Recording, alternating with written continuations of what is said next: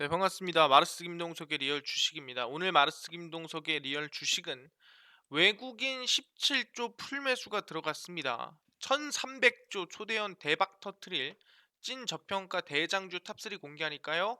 오히려 시장이 많이 빠진 지금의 이 저점 구간에서 어떤 종목으로 우리가 큰 수익을 낼 수 있을지 꼭 배워가시면 좋을 것 같습니다. 근데 그 이전에 저희 마르스 김동석의 리얼 주식 유튜브가 여러분들의 사랑으로 정말 빠른 성장 나와주고 있습니다. 현재 구독자 28,700명이고요. 3만 명이 얼마 남지 않은 상황입니다. 그래서 여러분들에게 도움이 될 수 있으면 영상들 많이 찍어드리고 있으니까 딴 거 안 바랍니다. 우리 유튜브 구독 버튼, 영상 좋아요, 그리고 댓글까지 달아주시면 정말 감사하겠다 말씀드리니까 저 구독자 3만 명 이벤트 또 진행할 거거든요. 기대 많이 해주시고 오늘 영상도 집중해 주시길 바라겠습니다. 그래서 오늘은 외국인이 17조를 매수를 했고 그다음 시장 규모로 따지면 1300조가 넘어가는 초대형 대박이 상반기에 나올 것이고 오히려 지금처럼 시장이 빠진 상황에서 관심을 가져야 된다라고 말씀드릴 수 있을 것 같아요. 근데 여기서 이제 아셔야 될 거는 시장 방향성에 대해서 설명드려야 될 것 같은데 일단 최근까지 증시 급락이라든가 하락이 정말 많이 나왔습니다. 근데 연휴 동안에 오히려 미국 증시는 반등이 나오고 상승이 나와줬는데 그 이유는 뭐라 그랬죠? 항상 얘기하지만 제일 큰 문제는 미국과 러시아의 관계였다. 이 관계가 너무 이제 악화되다 보니까 결국에는 증시에 영향 끼쳤던 거다. 왜 그 안에는 유가라든가 천연가스라든가 아니면 지정학적 리스크라든가 이 모든 것들이 끼다 보니까 당연히 시장에 영향을 안 좋게 줄 수밖에 없었다라는 거예요. 하지만 러시아는 전쟁할 생각이 아예 1도 없다라고 발표를 했고요. 우크라이나를 점령할 생각이 나는 1도 없다라고 발표를 했습니다. 그럼 뭔 소리냐? 화해할 일만 남고 더 나빠질 일은 없다라는 거예요. 그러니까 지금 최대한 나빠졌다라는 건 뭐다? 아, 이제 악재는 없고 조금만 이슈가 나오고 조금만 좋은 일 나와도 호재로 인식될 수 있다라는 거죠. 그러다 보니 이 가장 큰 악재가 해결되다 보니까 사실상 뭐 금리 인상에 대한 이슈는 계속 나왔습니다. 5번이니 6번이니 7번이니 나왔던 부분이기 때문에 이 리스크는 사실상 큰 리스크라 보기는 힘들고 그냥 지속적으로 그냥 우리가 관심을 좀 가져야 되는 부분이라고 생각하시면 될 것 같고요. 그걸 넘어서서 이제 국내 리스크로 보자면 당연히 코로나19 확진자 증가죠. 근데 지금 이미 16,000명, 17,000명이 넘어가고 있습니다. 그 2만 명까지 넘어갈 것으로 예상이 되고요. 근데 아까 얘기한 대로 지금 증시를 끌어내린 이유는 미국과 러시아의 관계로 미국 증시가 같이 급락 나오면서 하락이 나온 거다. 그렇다 한다면은 우리가 증시가 미친 듯이 하락이 나왔던 이슈 자체가 이게 거의 끝났기 때문에 사실상 횡보를 했으면 횡보를 하고 반등이 났으면 반등이 나왔지 더 큰 급락은 오히려 과대 낙폭이라고 볼 수 있을 것 같아요. 그래서 지금 상황은 우리가 좀 바닥에서 슬슬 사도 되는 제가 얘기합니다. 슬슬 매수해도 되는 그런 구간입니다. 여기서 나는 반등 더 나와야 될 것 같은데 진반등 봐야 될 것 같은데 하락할 때 못 사는 사람은 상승할 때도 못 산다라는 거예요. 그렇기 때문에 지금부터는 슬슬 매수해도 되는 그런 구간이기 때문에 충분히 뭐다? 외국인도 17조나 투자하고 있고 총 1,300조의 대박을 터뜨릴 수 있을 만한 찐 저평가 대장주고요. 2월에 집중해야 될 종목입니다. 그래서 오늘 배우시면 될 것 같습니다. 일단은 최근에 과연 17조를 누가 투자하고 있냐라고 보니까 바로 이겁니다. 우주 기업 민간 투자액이 약 145억 달러를 돌파를 했습니다. 그래서 이 145억 달러를 실제로 원화 가치로 바꿔 보면은 이 돈이 바로 17조쯤 된다라고 생각하시면 될 것 같아요. 쭉 보면은 지난해 그러니까 2021년도 우주 기업에 대한 민간 투자액이 사상 최대치를 기록을 했습니다. 그러니까 민간 투자라고 하니까 조금 애매할 수 있겠는데 민간이 우리가 흔히 알고 있는 이 일론 머스크나 제프 베이조스나 아니면은 뭐 사실상 우리가 뭐 버진 갤럭틱이라든가 이런 회사들을 우리는 민간 우주 기업 또는 민간 투자라고 생각하시면 될 것 같아요. 세계 최고 부인 일론 머스크는 테슬라 최고 경영자와 제프 베이조스 아마존 창업자 등 억만장자들이 우주 관광 위성 인터넷 사업에 어마무시하게 투자하다 보니까 17조나 들어갔다라고 우리는 볼 수 있더라는 거죠. 근데 우주는 더욱 경쟁이 심해질 것이다라고 나와주고 있습니다. 사실상 우리가 뭐 글로벌 비행기가 아니라 그냥 국내선만 우리가 비행기를 탄다 하더라도 인터넷이 안 터져요. 그 뜻은 뭐냐 한다면은 안 올라온다는 거죠. 인터넷 자체가. 그래서 이제 인터넷이 어디서 우주에서 쏴야 돼. 우주에서 쏴야 어디서든 이제 인터넷이 터진다라는 겁니다. 그래서 이제는 뭐다? 인공위성이라든가 흔히 우리가 스타링크 이런 인공위성, 우주에서 쏘는 인터넷 이런 것들이 앞으로 경쟁이 좀 치열해질 것이다라고 보고 있는 거죠. 그래서 뉴욕에서 본사를 둔 우주산업 벤처캐피털 스페이스 캐피털은 지난해 우주 인프라 기업에 투자된 금액이 전 세계적으로 약 145억 달러, 약 17조 2,912억 원에 달했다라고 밝혔습니다. 그래서 전년 대비 2020년 대비 50% 이상 증가한 양이고요. 어마무시한 우주 투자라는 거예요. 그러니까 이게 왜 그러냐면은 현실성이 있다라는 거죠. 그러니까 지금까지 우리가 우주 여행 간다. 그럼 사람들 뭡니까? 이거는 그냥 꿈속의 일이고 미래의 일이었습니다. 그러니까 언젠간 이루어지겠지만 당장은 아니야. 였지만 2021년도에 이룬 일만 본다 하더라도 사실 아마존이 만든 블루 오리진 같은 경우에도 우주 여행을 한번 이렇게 갔다 왔고요. 그 다음에 일론 머스크가 만든 이 스페이스 X 같은 경우에도 우주 여행을 다녀왔습니다. 버진 갤럭틱 같은 경우에도 우주 여행을 다녀왔고요. 그러니까 이거 그림 뭐냐면은 이 블루 오리진은 찍고 내려온 거고요. 스페이스 X는 날아다녔고요. 버진 갤럭틱도 찍고 내려왔습니다. 그래서 어쨌든 우주 여행을 각각의 자기만의 방식으로 다 하고 왔습니다. 그러니까 현실성이 있고 이 관광의 가치가 이제 생겼다라는 거예요. 근데 말이 관광이지 이젠 더 나아가서는 관광이 아니라 거기에 사무실을 차리든 아니 거기에다가 우리가 뭔가를 만들어낼 수 있는 그런 기회가 생긴다라는 거죠.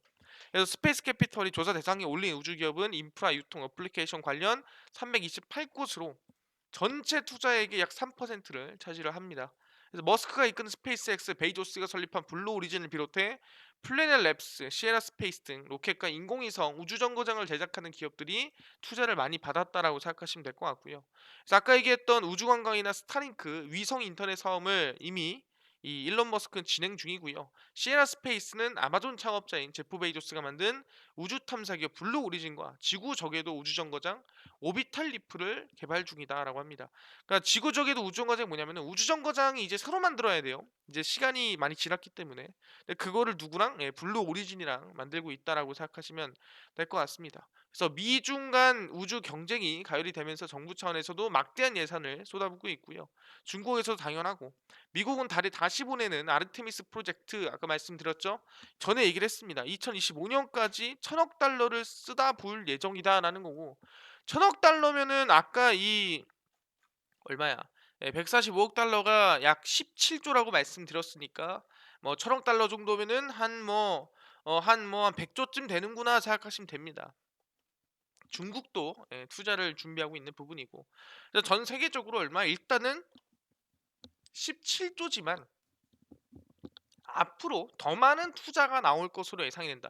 1년 만에 50%가 증가했다는 거는 여기서 50%가 또 증가하면은 사실상 뭐 25조를 넘어서서 뭐 나중에 30조, 100조 그냥 넘어갈 수 있다라는 거죠. 그러다 보니 기대감이 커지는 상황이고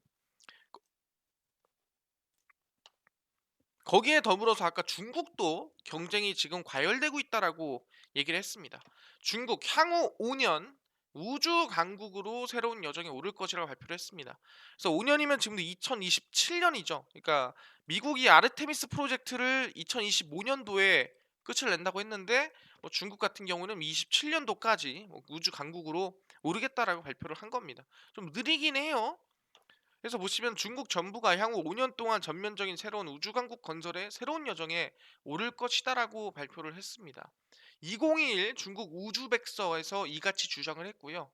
우주백서는 2016년 이후 중국 우주비행 활동의 주요 진전 사항과 앞으로 5년간의 임무를 1만 2천자 분량으로 소개를 했습니다. 향후 5년간 중국 우주 비행은 새로 발전 단계와 이념 구도를 구축할 것이라고 적어놨고요. 고품질 발전 요구에 맞춰 우주과학, 우주항공기술, 우주 응용 전면적 발전을 촉진하겠다라고 발표를 했습니다. 그래서 여기서 중요한 건 뭐다? 뭐 당장 뭐 지금 뭐 구체적으로 뭘 하겠다 저걸 하겠다라고 얘기하진 않았지만 중국도 약 지금부터 5년간 우주에 어마무시한 투자를 하겠다라고 발표를 한 상태입니다. 그래서 미국과 중국 간의 우주 지금 경쟁이 심화되는 상황이라고 보시면 될 것 같아요. 그러다 보니까 대한민국도 당연히 우주에 열심히 투자를 하고 있는 상태입니다. 약 1320조 원의 시장이고요. 올해 속도 내는 한국 뉴스페이스입니다. 우주기술 경쟁은 국가 방위와도 밀접한 관련이 있어 나라 간 패권 다툼으로 여겨지고 있습니다. 우주산업은 미국과 소련이 냉전기 때 체제 경쟁의 상징으로 삼으며 발전해 왔습니다. 이게 뭔 소리냐면은, 그러니까 우주로 이제 미사일을 쏘거나 인공위성을 쏘거나 이게 결국에는 싸움이거든요. 왜냐하면 인공위성을 쏘는 만큼 그만큼 이제 우리가 흔히 보안 문제라든가 아니면 해킹 문제라든가 이런 것들의 리스크가 노출될 수 있기 때문에 당연히 그 관련해서도 싸움이 됐다라는 거죠. 지금 당장에서 뭐 우주로 지금 여행을 가냐 안 가냐 이런 문제가 아니었습니다. 2022년도에 정부는 누리호 추가 발사, 한국형 달궤도선, KP 에로 발사, 한국형 위성 항법 시스템 착수 등을 통해 민간 우주 기업 육성을 추진할 계획입니다. 그러니까 정부에서 미는 것도 있지만 아까 얘기한 블루 오리진 아니면 스페이스 X, 버진 갤럭틱처럼 민간 우주 기업들을 추진을 하겠다, 개발을 하겠다라 발표를 한 거죠. 최근 위원장이 과학기술통신 장관에서 국무총리로 격상된 국가우주위원회를 중심으로 제도적 지원에서 나서고요. 28일에는 우주개발진흥법 개정안이 국무회의에서 의결이 됐고 우주연구시설 개방 확대, 우주산업 집적지 조성 등등 해서 투자가 들어간다라고 발표를 했습니다. 그래서 미국 투자은행 모건 스탠리는 글로벌 우주 산업이 약 2018년도에 420조에서 2040년, 그러니까 지금부터 약 한 18년 뒤에 대략 얼마 1300조 이상까지도 돌파를 할 수 있을 거다라고 얘기합니다. 기존의 애초에 시장 자체가 굉장히 컸습니다. 400조가 넘어섰는데 이게 이제 거의 뭐 2배 이상 성장하는 모습이라고 생각하시면 될 것 같고, 지난해 10월 우주로 향한 한국 발사체 누리호 개발은 과학계 안팎에서 사실상 이 대한민국 100% 기술로 들어갔다라는 게 이게 대단한 거였거든요. 그러니까 이게 쏠 수 있습니다가 아니에요. 대한민국의 100% 기술로 쐈습니다라가 대단했는데 성공은 못했어요. 좀 아쉬운 부분이었지만 앞으로 이제 가능성을 봤다라는 거죠. 누리호 1차 발사와 함께 전 국민의 눈이 우주로 향하며 가슴 뭉클한 순간을 연출하기도 했고요. 1차 발사에서 위성 모사체 궤도 안착이라는 임무 달성은 이르지 못했지만 자체 우주 운송 수단 확보의 가능성을 보여줬다라는 거죠.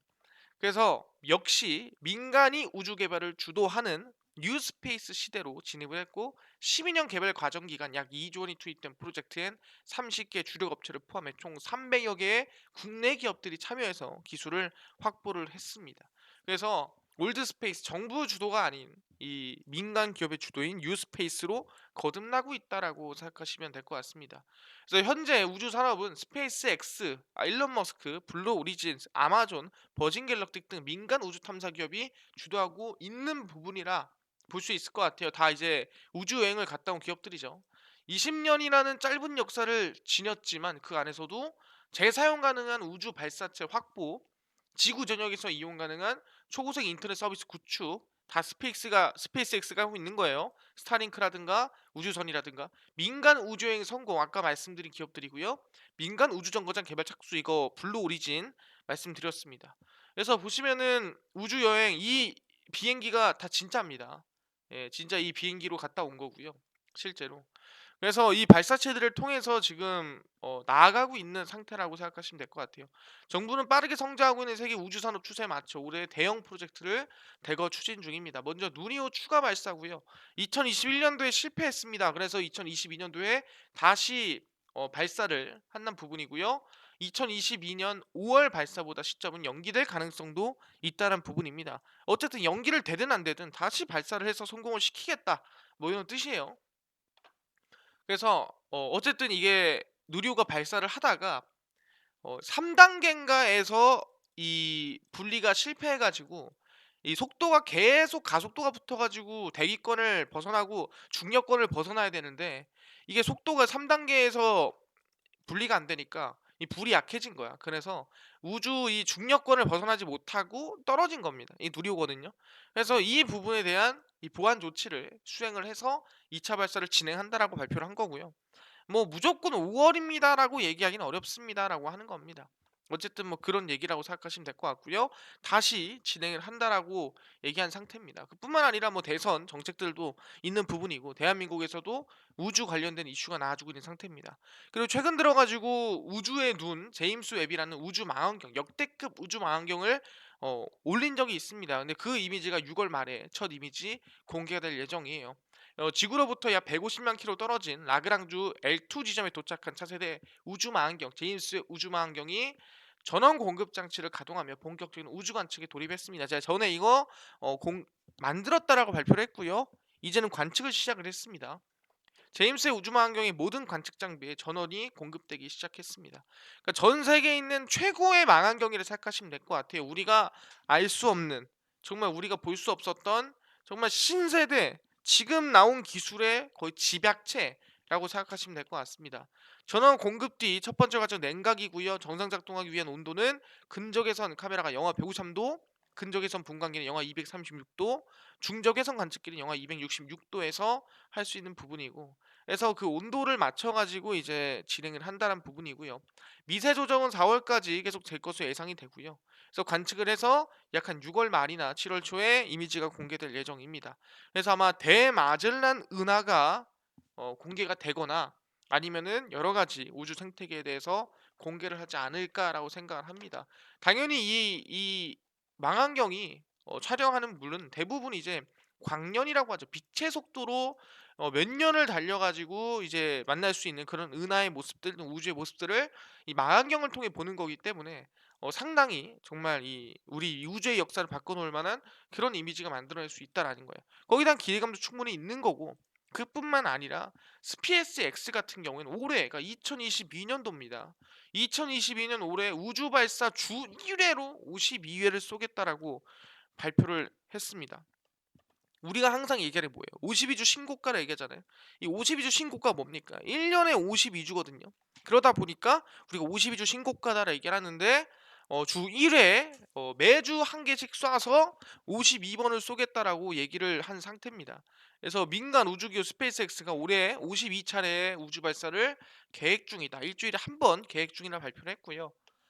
펠컨 9와 펠컨 헤비 로켓 31차례 쏘아 올리며 연간 최다 궤도 발사 기록을 수립을 했는데, 이거에 거의 2배 가까이 올해 쏘겠다라고 얘기를 하는 겁니다. 그래서 주 1회로 행사를 하겠다는 거고, 그 이유는 아시겠지만 뭐 스타링크에 대한 준비라든가 아니면 스페이스X에 대한 지속적인 도전이라고 생각하시면 될 것 같아요. 그래서 나사와 스페이스X는 적절한 관심을 기울이고 임무에 우선순위를 두고 뭐 안전하게 해야 된다라고 얘기를 하는 겁니다. 말리진 않아요. 그래서 스페이스X도 올해 정말 적극적으로 진행을 하겠다 발표한 거고, 거기에 더불어서 앞으로 2년 뒤에는 무슨 일이 2024년 우주에서 영화를 찍을 수 있는 거예요. 우리가 지금까지 우주에서 만든 영화 있습니까? 없습니다. 그러니까 우주 같은 곳을 이제 CG 처리를 해서, 우리가 흔히 특수효과 처리를 해서 만든 경우 있어도 실제 우주에 나가가지고 찍은 적은 없다라는 거예요. 근데 이제는 진짜 가능하다. 바다에서 우리가 찍는 것처럼 2024년 지구상공 250마일 약 402km에 위치한 제작 스튜디오에서 영화를 촬영할 수 있게 될 전망입니다. 유명 할리우드 영화배우 톰 크루즈가 제작 예정인 우주 스튜디오 영화의 공동 제작자인 스페이스 엔터테인먼트 엔터프라이즈가 지구상공 250마일 약 400km의 스튜디오를 구축을 하겠다라고 발표를 했고요. 무중력 상태에서 촬영하는 영화, 스포츠 경기장에 대한 계획을 공개를 했습니다.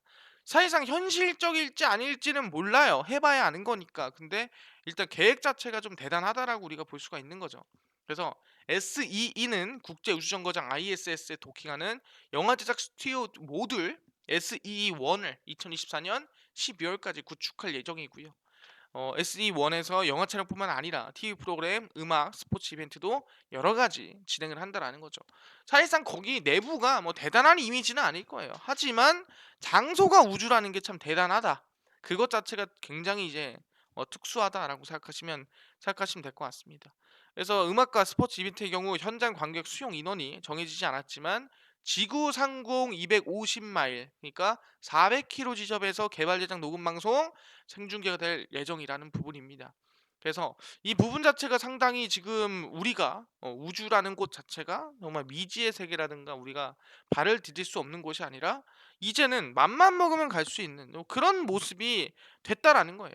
그러다 보니까 이제는 우주에 대한 기대감이 점점 커지고 있는 상태다라고 생각하시면 될 것 같고요. 그래서 저는 이제 시장이 급락이 나오고 하락이 나온 상태에서 투자가 엄청나게 들어온다라고 한다면은 당연히 관심을 가져야 되거든요. 그래서 저는 우주 관련주에 대해서 여러분들이 관심을 가져야 된다라고 말씀을 드립니다.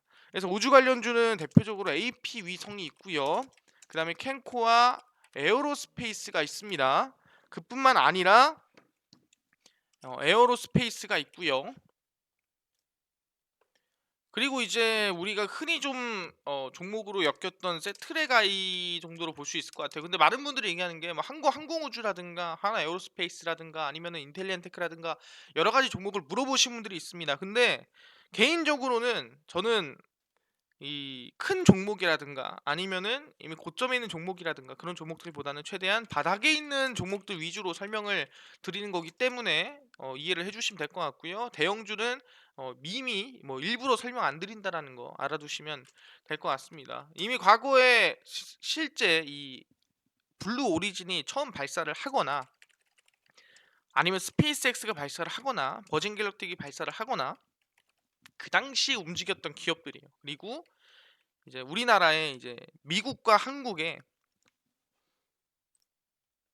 미사일 지침이 해제가 됐을 때 움직였던 기업들이기 때문에 관심을 좀 가져야 된다라고 말씀을 드리는 겁니다. 오케이, 알겠습니다. 최근에 뭐 17조 투자도 알겠고 시장 규모가 뭐 1,300조를 투자하는 것 늘어나는 것도 알겠는데 규모가 늘어나는 것도 알겠는데 중요한 게 뭐냐 한다면 오케이. 근데 저는요. 당일 좀 급등이 예상되는 단타 종목을 매일 좀 무료로 알려주시면 감사할 것 같고요. 그뿐만 아니라 장 시작 전에 좀 급등이라든가 좀 기대가 되는 이슈, 종목, 그다음에 시황 이 무료로 좀 알려주시면은 감사할 것 같고요. 그뿐만 아니라 테마주라든가 아니면 강의, 매매법을 좀 무료로 나눠주시면은 감사할 것 같아요라고 하시는 분들이 있어서 김동석 대표가 100% 무료로 어디서 나눠드리고 있습니다. 어디서 나눠드리냐? 바로 김동석의 리얼 주식 연구소라는 100% 무료 어플이고요. 이 어플은 각 스마트폰 안에 내가 아이폰을 씁니다 하면은 앱스토어에서 무료로 다운로드 가능하고요. 내가 갤럭시를 씁니다 하시면은 구글 플레이나 플레이 스토어에서 무료로 다운로드가 가능합니다. 그래서 아이폰이면 앱스토어, 갤럭시면 구글 플레이, 플레이 스토어에 접속하시면 될 것 같고요.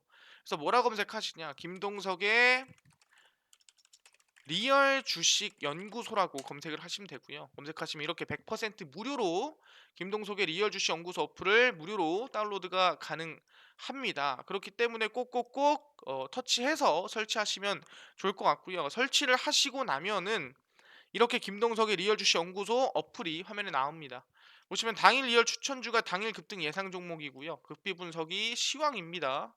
그리고 급비 자료가 테마주라든가 아니면 강의라든가 무료로 나눠드리고 있습니다. 그래서 들어가 보시면은 추천주가 이제 2월 3일 추천주를 미리 올려놨고요. 어떤 종목이 좀 시장에서 영향을 받을지 무료로 올려놨거든요. 무료로 확인하시면 될 것 같습니다. 그럼 1월달 승률이 어땠나요? 물어보시는 분들이 있습니다. 시장이 급락이 쉬지 않고 나왔는데 1월 승률은 엄청 높진 않았어요. 66.6%였습니다. 그러니까 10종목 중에 한 6, 7개 정도는 수익 실현을 하고 한 3개 정도는 손절이 나갔다라 생각하시면 돼요. 그래서 뭐 16%, 6%, 21%, 11%등 나쁘지 않은 승률로 약 66.6%를 달성했으니까 오히려 시장 저점 찍고 반등 나오는 2월은 더 나은 종목들이 나오지 않을까 기대하니까 종목 무료로 확인하시면 좋을 것 같고요.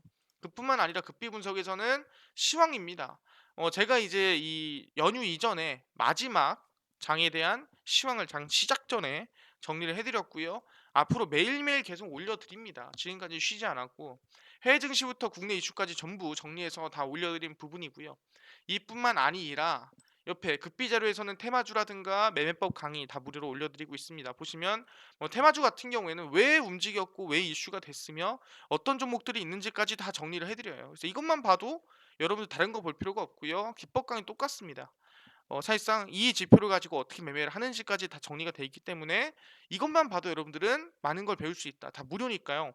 김동석의 리얼 주식 연구소 100% 무료 어플입니다. 종목, 시황, 테마주 강의 다 알아가시면 좋을 것 같고요. 이뿐만 아니라 저희 마르스 김동석의 리얼 주식 유튜브입니다. 여러분들 사랑으로 커가고 있으니까요. 구독자 3만 명 향해 달려가고 있습니다. 유튜브 구독 버튼 영상 좋아요 그리고 댓글까지 남겨주시면 정말 감사하다 생각하니까요. 오늘 영상 시청해 주셔서 너무 감사드리고 다음 영상 더 좋은 영상으로 찾아뵙도록 하겠습니다. 감사합니다.